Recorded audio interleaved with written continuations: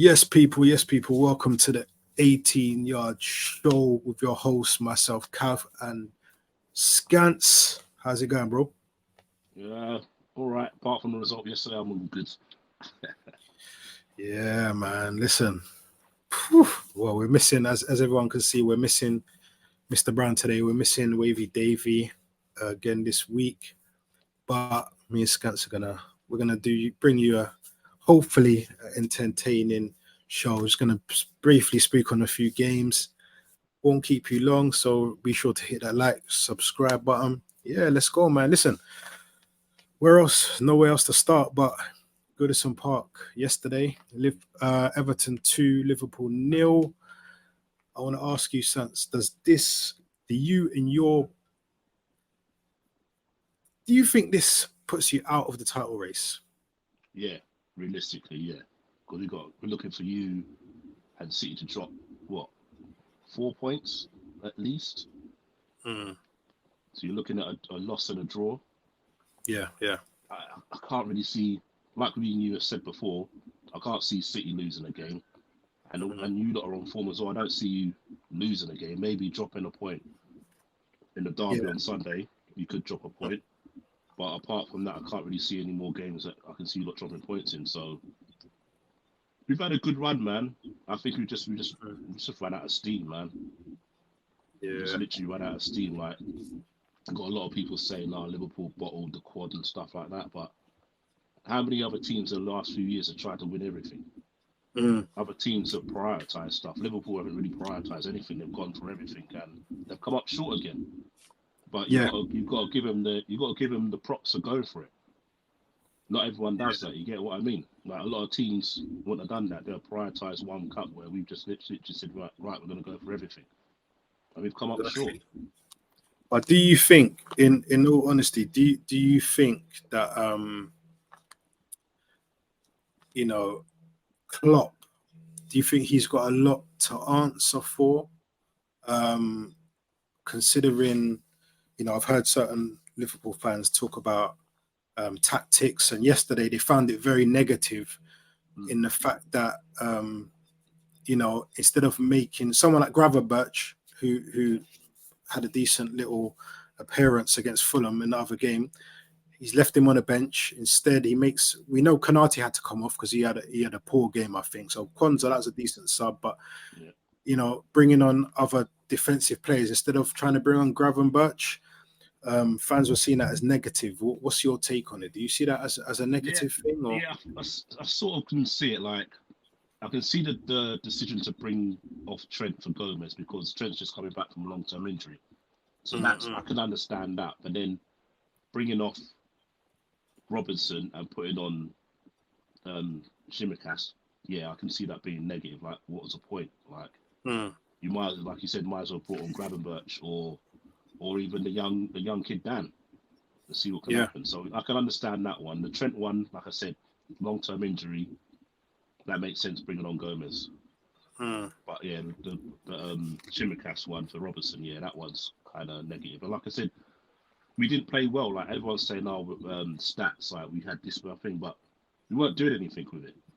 A lot of Mm. people saying, oh, Mm. we're on top of the game, but Yeah.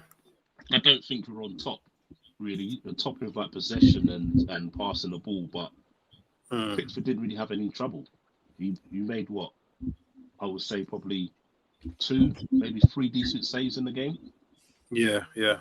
So that's to me that's not pressure, and they took their chances, and they deserve to win at the end of the day. You can't knock them, man. It's You know what I true, mean? man. Calvin Lewin's good in the air. Like, why are you leaving him free? Mm. Like, you know Mm. how he's got a good leap on him, man. So someone should be man marking him.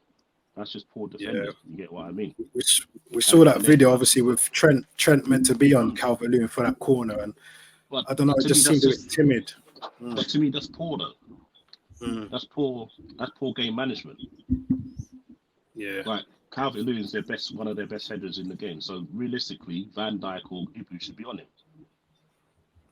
I know they got 100%. Brath. I know they 100%. got Brathwaite and what's his name, Chaldowski coming up, but Calvin Lewin's got a leap on him, man. Like you got to put one of your best headers on him. Exactly. Before we continue, Mr. Brown, welcome. Didn't think you was gonna join us today, but I thank know, you. but I couldn't let us down like certain other people.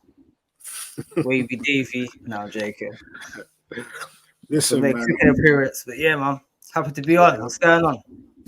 good man. Good. Ain't gonna be quick, man. We just on the Liverpool thing yesterday. Let me continue. Scants. Listen, man. Salah. We know Salah.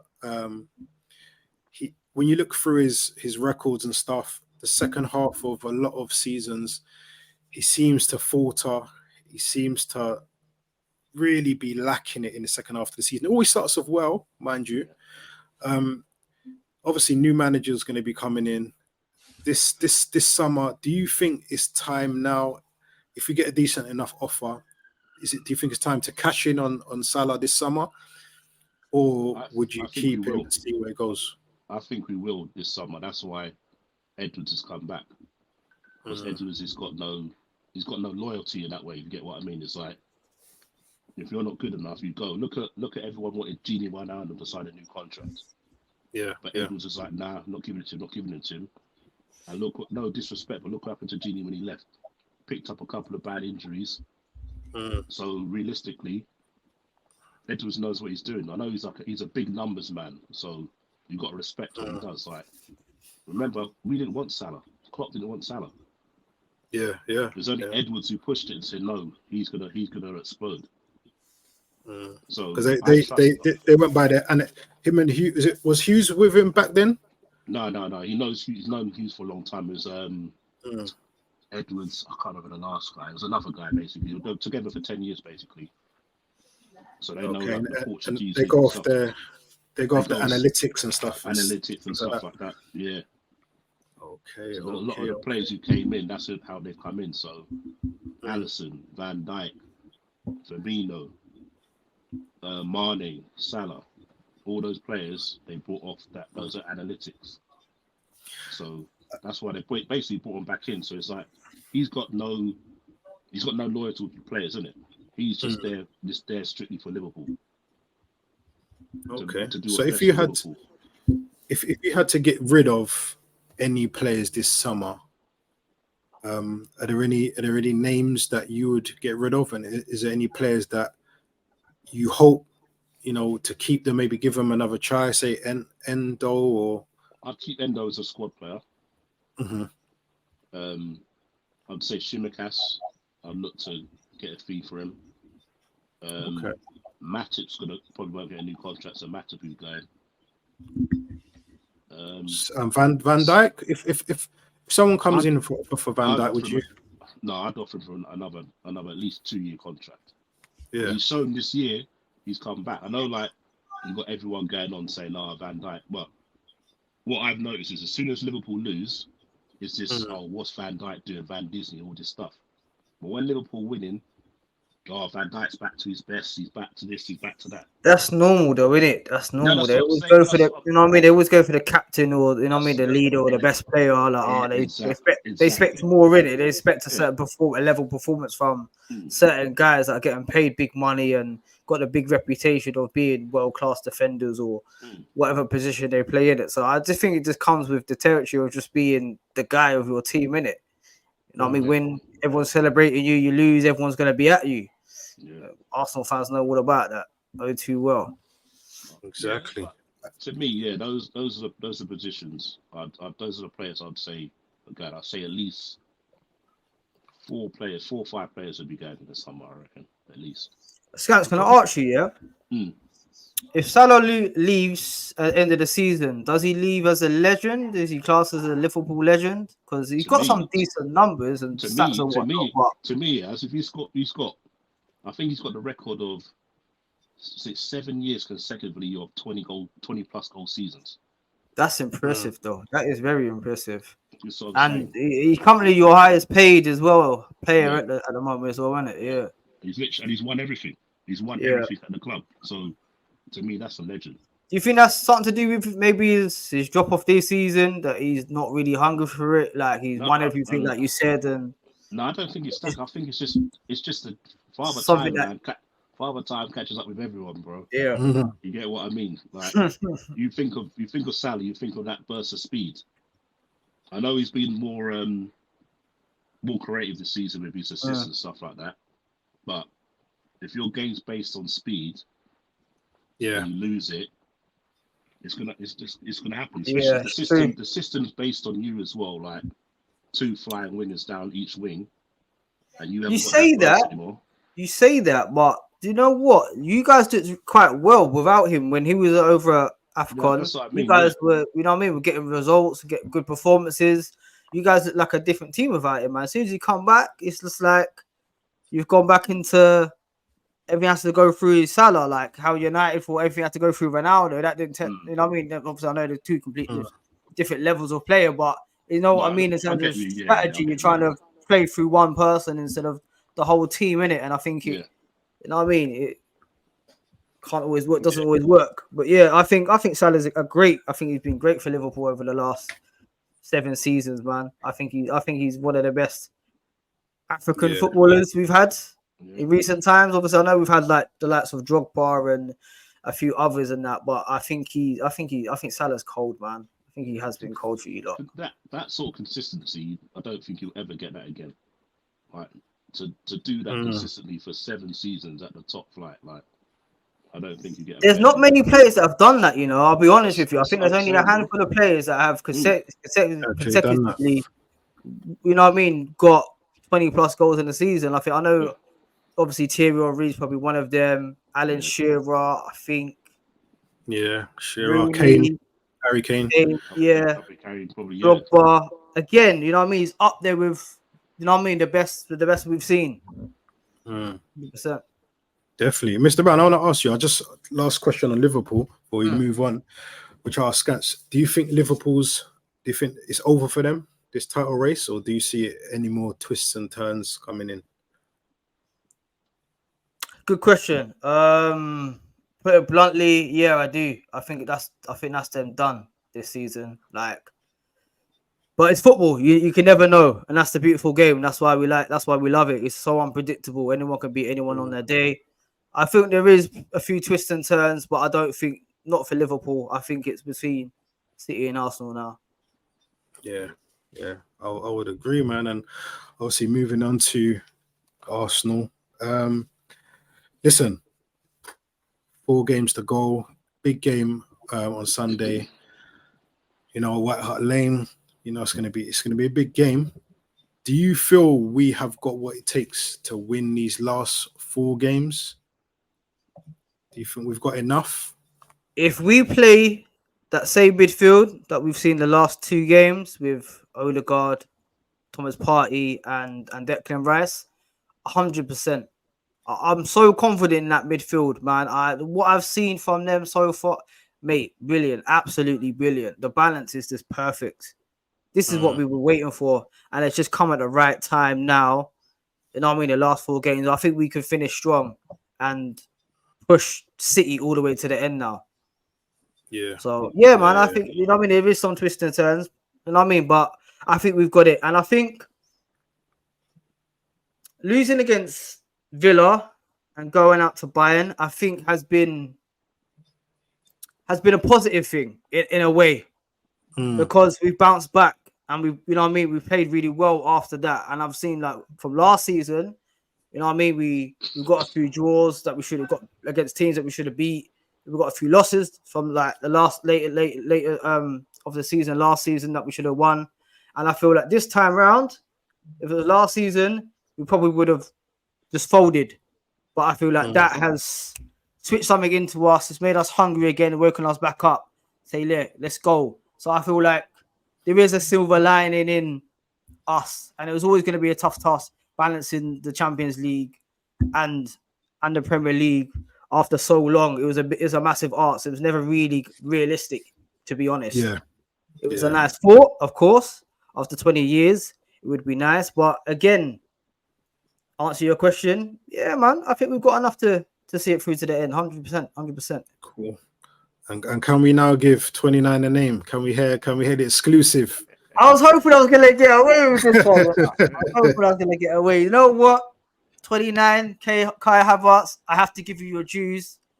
What I've seen from you in the last few games, last 10 games, especially against Chelsea. You know what I mean? You go to your former club, you score 2 goals and you celebrate. You go mad. I love that shit housery. I love that. I would have been, if it was the other way around, I would have been vexed. But 29, Kai, for the rest of the season, it's Kai. It is Kai. Okay, we love that. We love that. Listen, you're finally gonna get out of here. I did say I picked my words, and I said, look, if he shows up, turns up, gets a brace, you know what I mean, does things that I want to see. This is what I want to see. I can get behind this. This is what I can support. City I can support this. So hopefully, City. This is him kicking on now, and you know what I mean, just fine to keeps the form going now, man. City just scored. You said, yeah, diving header by De Bruyne. Ah, boy. Yeah, well, we know, man. Brighton's got a lot of injuries, man. So we're praying on a miracle with that one there. Yeah, come on, Danny Welbeck, man, equalizer. But listen, I don't know if you saw today.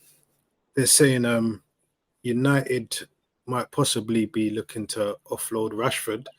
There's a lot of Arsenal fans are saying if Arteta can resurrect Havertz, can he resurrect Rashford? If you know, Man United said, listen, 40 mil, you can have Rashi. Would you put our 200 part of our 40 million from our 200 million pound budget? Would you put 40 on Rashford, or would you look past him and maybe? Me personally, I love Rashford. I do think he's a very good player, but this season has showed me that he don't have the attitude and mentality to go with his potential and his skill set. I just feel like he wouldn't even fit for Arsenal. I don't think he would, and I think it's not. I don't think it's a case of will Arteta bring the best out of him or that's down to him.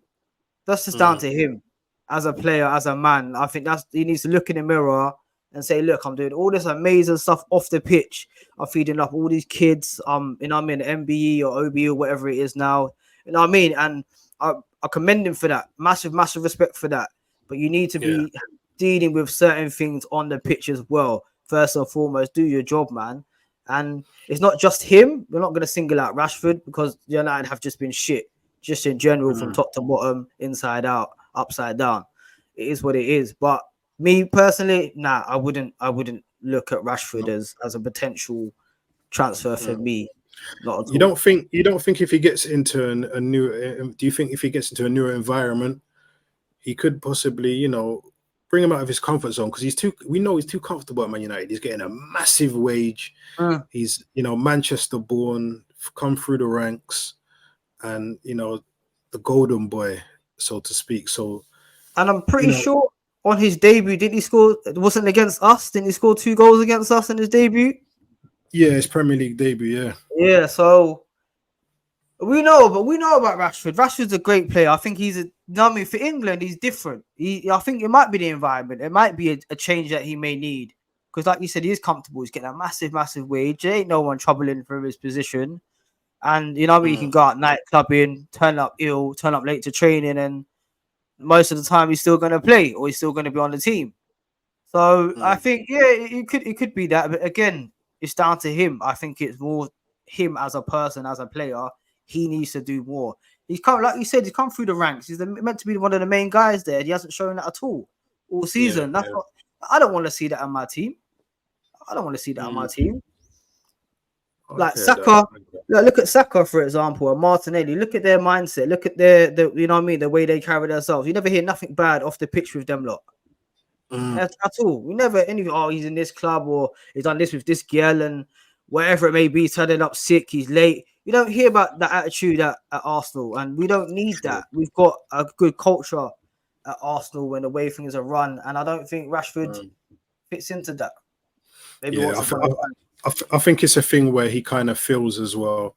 He's probably untouchable right now, so to speak. So I think he feels that he's got away with so much, you know, and he's still in the run, and he probably knows in the back of his mind, he probably knows Ten Hag is not going to be there for much longer anyway. So, you know, we'll see.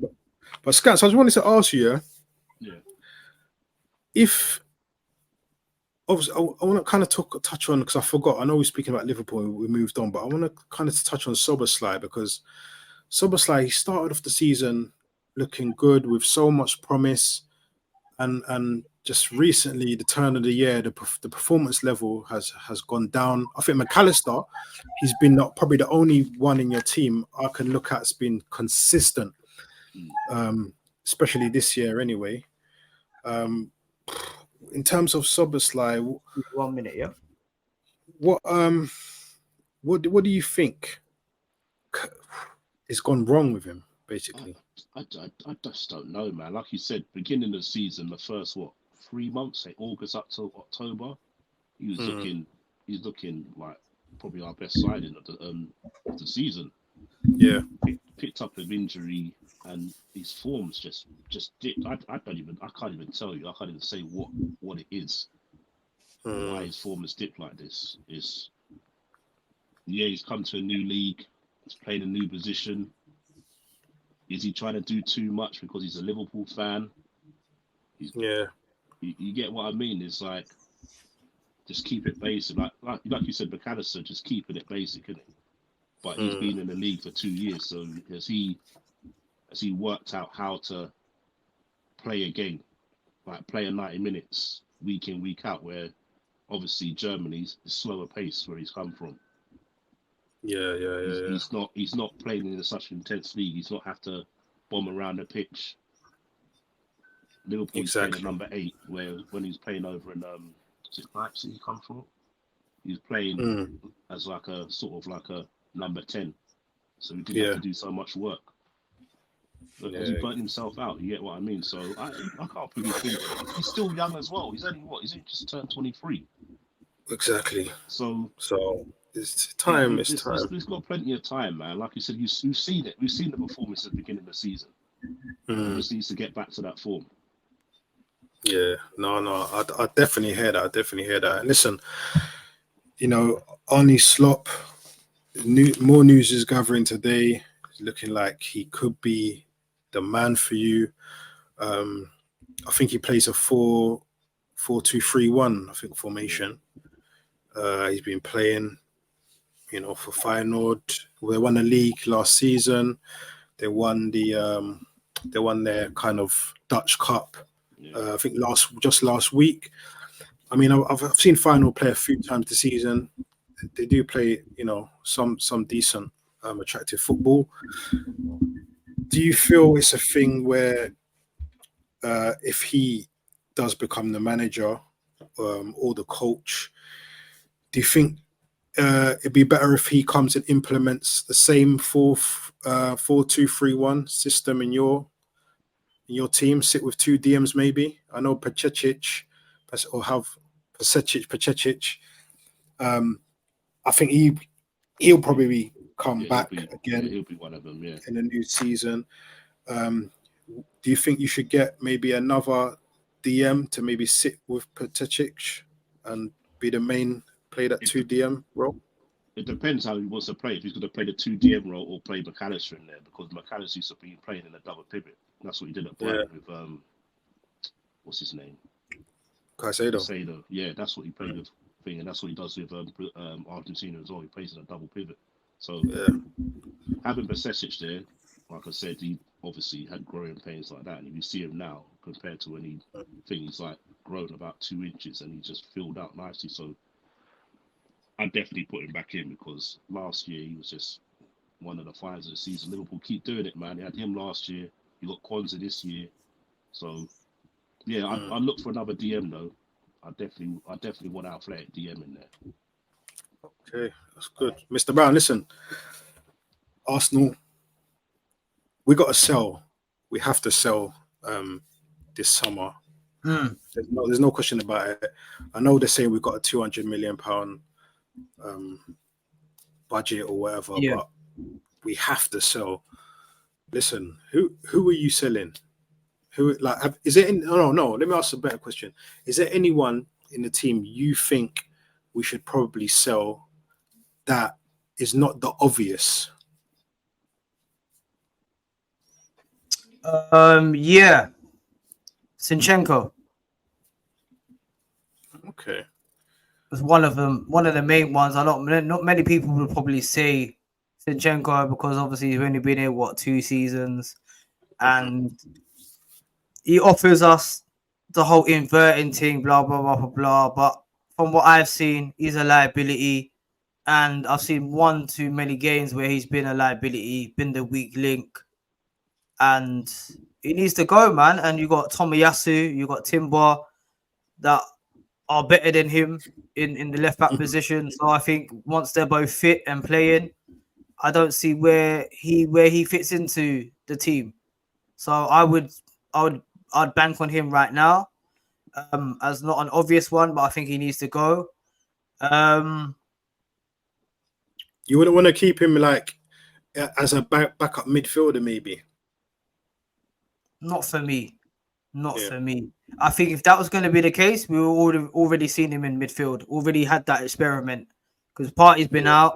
You know what I mean? We've had Jacob Kivior at the back. So when he's come back in, he could have. Everyone's saying he's done such a great job.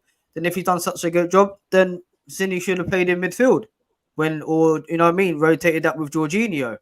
But because Party's been out, so I don't want to really hear any excuses for him to be playing for us anymore. Like I'm done with it, man. I think Eddie needs to go. Not many people would probably say Eddie needs to go because obviously with his new contract and whatever, and not having many number 9s that play in that position and whatnot. But again, Eddie would be someone that I would have put on the transfer list. Some obvious ones: ESR, Nelson, great players not getting any game time. So waste of being on the bench, waste of talent, waste of money. Sell them one, replace them. Arteta clearly doesn't rate them.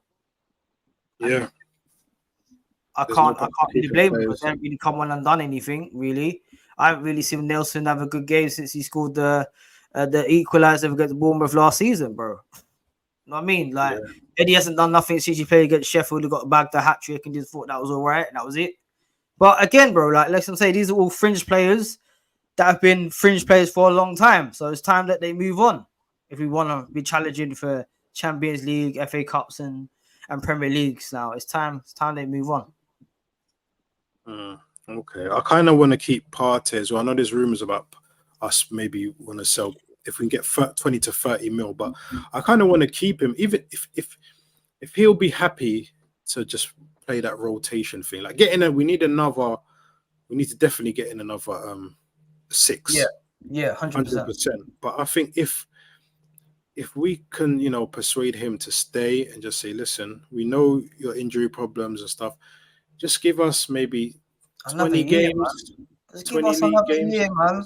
Yeah. You know what I mean? I agree. I agree with you 100%. I would, if Partey's gonna, if he can, we can get 20 games out of him and playing at the level that we've seen him play at. We know that he can play at, because look at what he adds to that midfield, and he does it so casually as well, and it allows Odegaard just to go off and do what he needs to do. Allows Rice to get further forward and do those drives and get involved in attack, and that's what their strongest points are. And then you're just comfortable because you got Partey just sits there, can ping the ball this way, ping the ball over that way.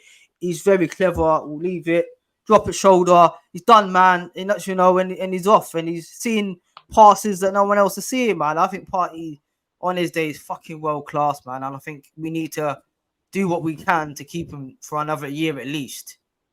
Another year until we get someone in that's comfortable in playing that position. Because I do feel like Rice is a little bit wasted as a 6. I think he's better a bit further forward. I like him as an 8. But yeah, right. Again, he's improved in that 8 position. Yeah, he really has. He's grown so much every game after game. I don't see a bad performance on Rice. I haven't. Even the average performance is still better than a lot of players, But yeah, if we can keep Partey, man, I'd keep him 100%. Okay. And listen, Scunts, let me ask you a question. If you could take one player from the Arsenal squad now and put him straight into Liverpool, who would it be? Rice. I'm taking Rice. number 6. Yeah. Okay, that's what I think. You like you said the other day. That's probably one of the main guys you're missing. Is that athletic Rice, number 6, Rodri? Yeah. Athletic person. Is there anyone on your radar at all for that position?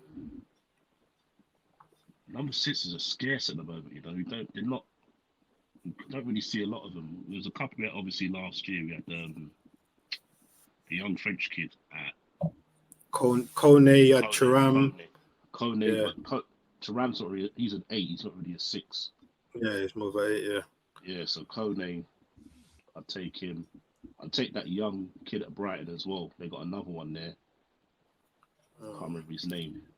He looks like a bit of a monster, man. Everyone's raiding Brighton, boy. Everyone just raids Brighton, innit? Have you seen him though? He's another one, man. The kid gets up and down. He's quality, man. Listen, man, you lot need to go for Magassa, man. We saw, remember Monaco firsthand. Yeah, that kid. Yeah. He's playing centre back as well that game, weren't he? Yeah, quality player. I've been keeping tabs on him this season, man. Just my notes because he's a player. He was quality, man. His first game playing centre back, he was bringing it around like it was nothing.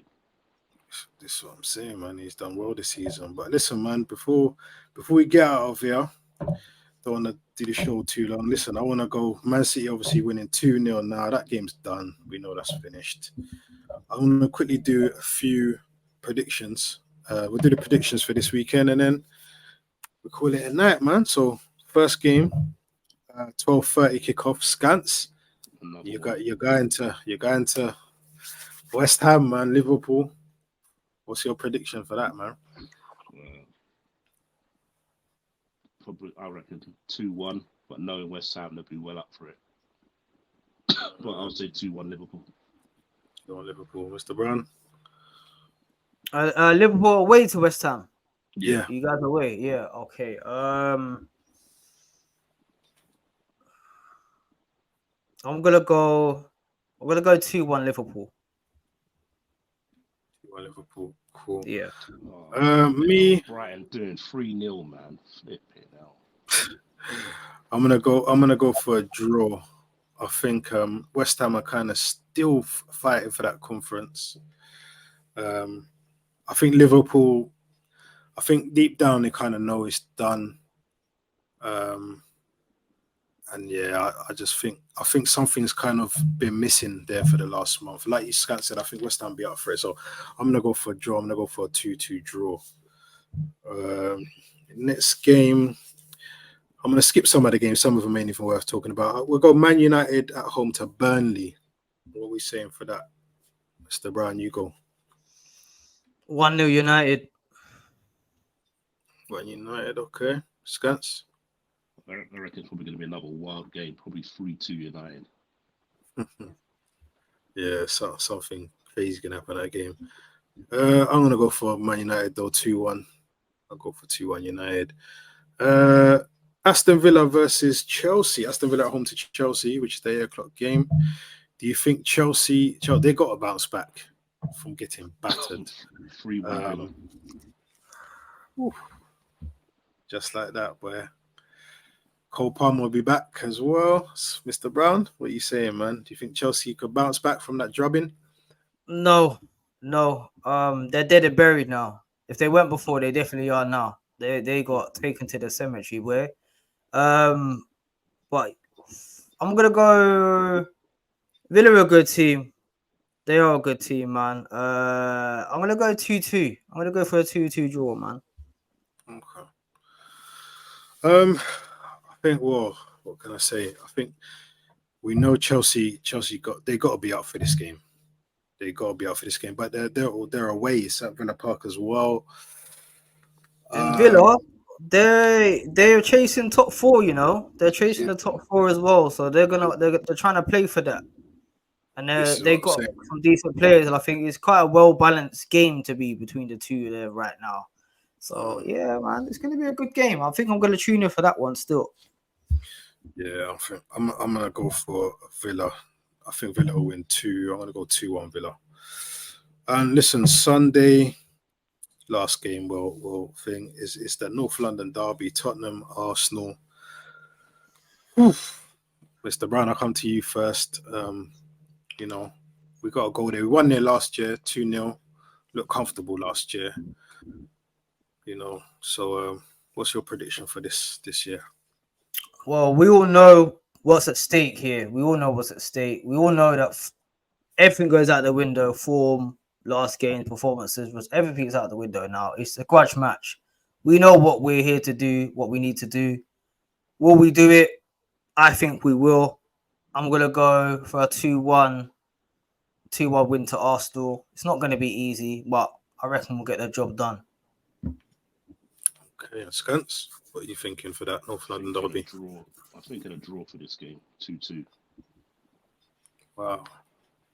Okay. You know what? I'm going to go out. If you score early, it'll be like 3 or 4-1. We just piped Chelsea 5-0. Light work, bro. Remember, I called it in the group. I said once you scored the first you goal, did. I said it's going to be 3 or 4-0. You said 3 or 4. Yeah, you did. You did. Scored that early goal. I did call it. So, but I just think Spurs ain't played for what, 10 days or something stupid like that. Yeah. We've played twice. That's what I'm saying. 3 times. I'm sure we played about 3 times. Yeah. Bayern, Wolves, and then Chelsea. So yeah, I mean, yeah, they got a few players back. Pedro Porro is back in training. I see today. I thought he was going to be out. Richarlison is back as well. So you know they got. Wasn't their last game against Newcastle? Yeah, they lost 4-0. Yeah, that's what I'm saying. They ain't played since they got battered, have they? Yeah.